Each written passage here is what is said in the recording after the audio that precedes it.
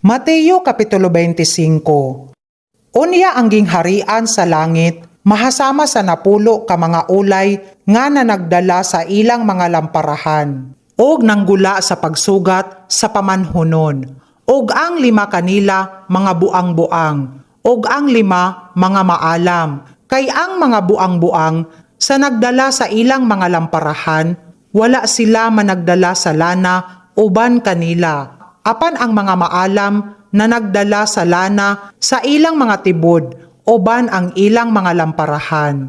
Karon sa nadugay ang pamanhonon, na nagduka silang tanan, og nangatulog. Apan sa tungang gabii, may usa ka singgit. Ania karon, ang pamanhonon nagaanhi. Sugata ninyo siya. Unya kadtong tanang mga ulay na nagpamangon, o gihikay nila ang ilang mga lamparahan.